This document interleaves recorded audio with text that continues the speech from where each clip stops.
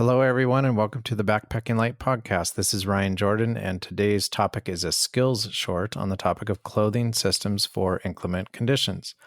Specifically, I'm going to address the following three questions today. Number one, what are clothing systems and why is it important to consider clothing in the context of a system? Number two, what does it mean when we talk about inclement conditions or summer versus 3-season or even 4-season backpacking? And number three, what pieces of clothing do we need to add or replace in our summer system in order to be better prepared for 3-season or inclement conditions? So with that as an introduction, let's start with some definitions and talk specifically about clothing systems. I usually consider clothing systems in the context of three different systems: trekking clothing, storm clothing, and camp clothing.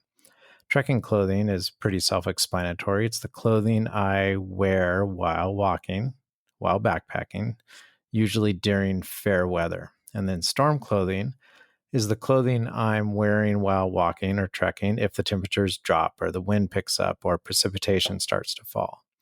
And then camp clothing is the clothing I wear while inactive in camp or I'm in my tent. It's often used in combination with my sleep system for insulation throughout the night, especially if temperatures are colder than what I'm expecting.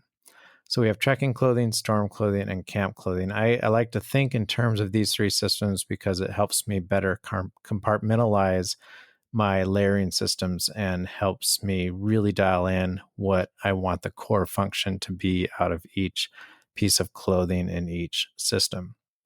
So now let's define summer versus 3-season and what I mean when I talk about inclement weather.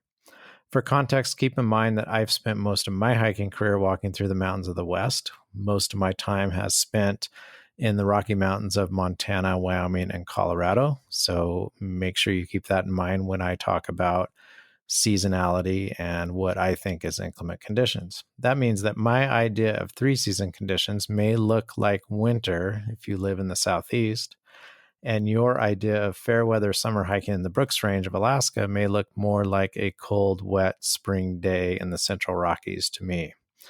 So as a baseline, let's talk about fair weather summer conditions. This is unique because typically the weather is calm and dry. The days are long, the nights are short. There's minimal precipitation. The winds aren't quite so rowdy and temperatures are quite warm. So let's go through what I normally wear for a typical summer clothing system. And as I go through this, keep in mind that I'm looking for two primary functions out of my trekking clothing system, and that is sun protection and bug protection. So for underwear, I'm usually wearing a nylon compression short. It's not the most comfortable garment to wear as underwear, but it serves a very specific function that's unique in the summer, and that is anti-chafing. Because I'm primarily hiking longer distances in hot temperatures, and so I'm going to dial that piece in to control chafing. My next piece is my trekking shirt. I would like to wear a long sleeve woven nylon or woven polyester shirt. And again, this is primarily for sun protection, but also for biting insect protection, and to promote evaporative cooling. Since this is a flat woven fabric, sweat tends to pool on that fabric, and evaporative cooling helps dissipate accumulated body heat in warm temperatures. For trekking pants, very similar function to the shirt. I like a thin woven nylon, again, for sun and insect protection. I do wear sun gloves in the summer. I don't usually wear them the rest of the year because I do want the added sun protection that a fingerless sun glove provides. And the leather palm is nice for holding a trekking pole when you're hiking for, 12 or 14 hours a day. And then I carry a crushable nylon cap with a brim for some additional sun protection. Now, for storm clothing for summer fair weather conditions, I do take a wind shirt. This is probably my primary so-called storm layer because most summer storms are relatively short-lived and they come with some winds. Think of the summer mountain thunderstorm. So it's a full zip, highly breathable hooded jacket. I tend to wear it in the early mornings and late evenings as well when the temperatures are cool. and it provides me that insurance layer when I'm hiking in windy conditions up high in the mountains above the tree line. I do take a rain jacket and rain pants. For summer conditions, they are as minimal as possible because they spend most of their time in my backpack, and I don't need the access to highly breathable, highly functional garments because they're used quite rarely, at least where I live.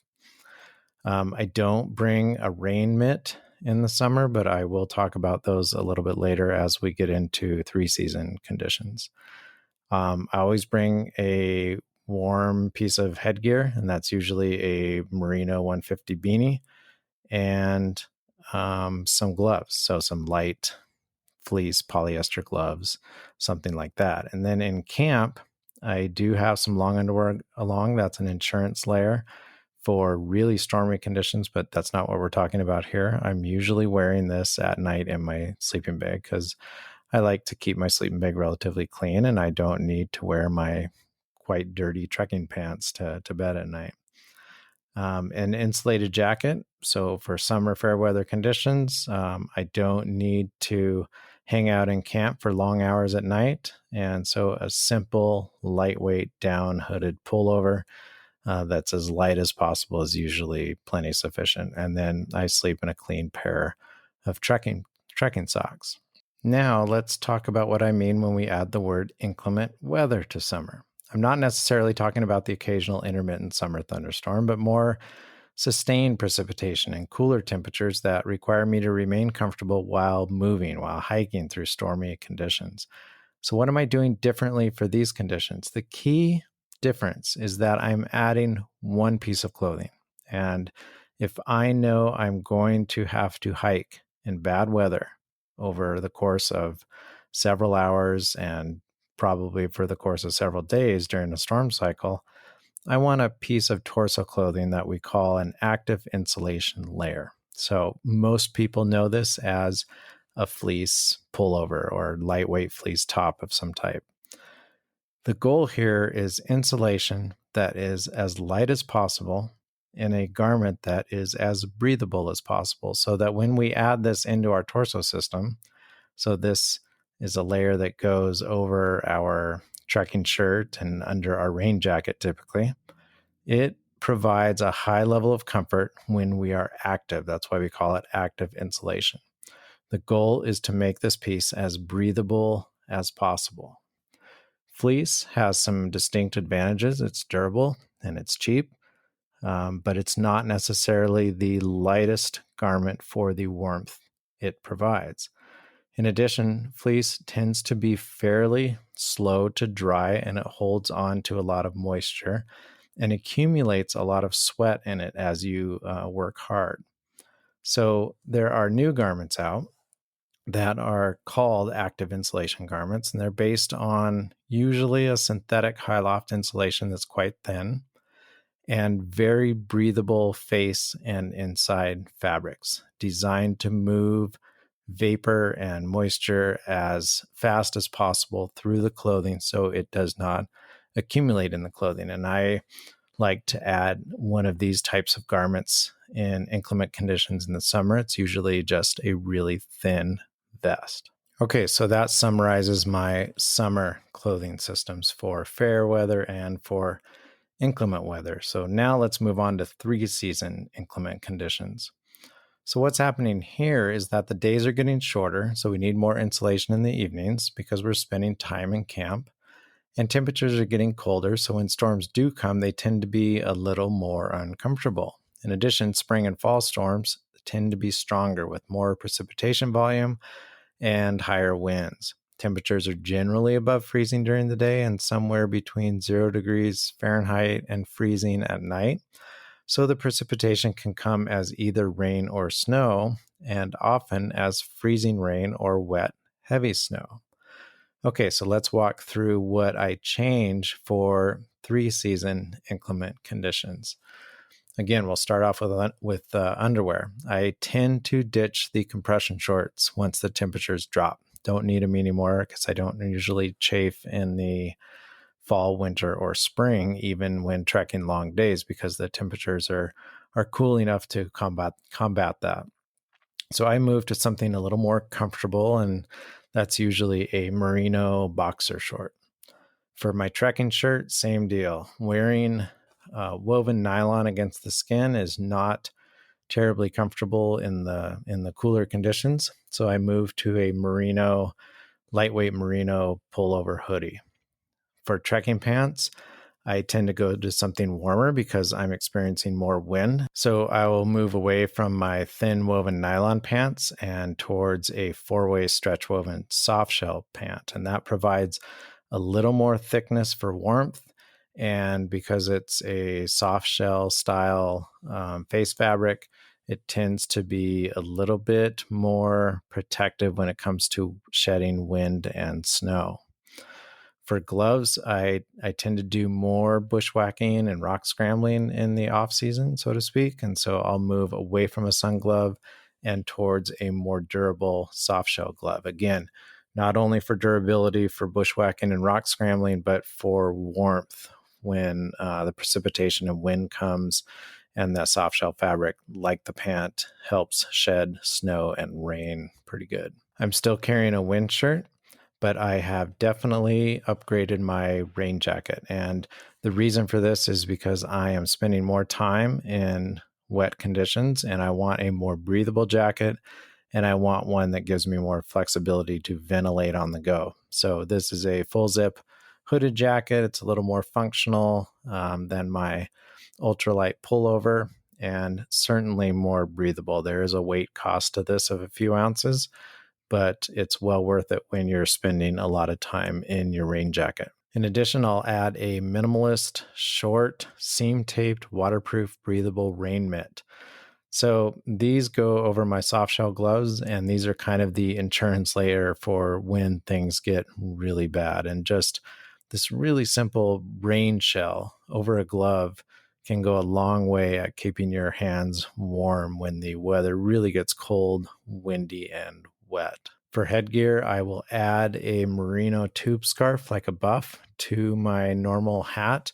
I think this is a really versatile layer that adds additional warmth that's really easy to adjust on the go without having to take off your pack and adjust a bunch of clothing, simply by arranging the scarf in different ways around your neck and head. So it gives you a lot of versatility and flexibility to control body temperature in cold conditions. For active insulation, I move away from a vest and into a long sleeve, either hoodie or full jacket. And the reason for this is that I want to be able to keep moving in very inclement weather, cold, wet, wind, and this piece is a pretty critical part of that in combination with a rain jacket so that you can stay active through stormy conditions or crossing a high altitude pass in a storm and things like that. It really comes into its own as the temperatures drop below freezing and most of the precipitation becomes snow. Now you have this layer that's warm enough to stay comfortable in and breathable enough to stay dry in, but still sheds moisture of cold snow that's falling. Now, if you're doing this in wet conditions, rain or heavy wet snow, then you obviously need a rain jacket to provide additional protection. But this layer gives you a ton of insurance to be able to keep moving in really cold, wet conditions. And then in camp, I will typically leave my ultralight down hoodie at home, and I will bring a mid-weight down hooded pullover. And the key difference between this pullover and my summer pullover is that my 3-season inclement conditions down jacket has a much more water-resistant shell on the outside, because I need to be outside my tent during wet conditions and I want to protect my down insulation. So I prefer to have a shell fabric on my down jacket that is highly water resistant. The other reason is that during 3-season conditions, where temperatures are colder, condensation in my shelter is typically much, much worse. And having a water-resistant shell on my outerwear allows me to, brush up against my tent walls and things like that and not have to worry about soaking the outer fabric of the down jacket. And then finally on my feet, I will replace my lightweight trekking socks with my heavy trekking socks. Again, this is just strictly for warmth. Now, as we progress into winter, we're looking at very long nights with 14 or even 15 hours of darkness down here in the continental US at least. Temperatures that are generally below freezing during the day and commonly below 0 degrees Fahrenheit at night. And the precipitation that we have to face is primarily, of course, snow. So the main differences I make in my clothing system start with what I wear while trekking, and that is primarily going to be in handwear.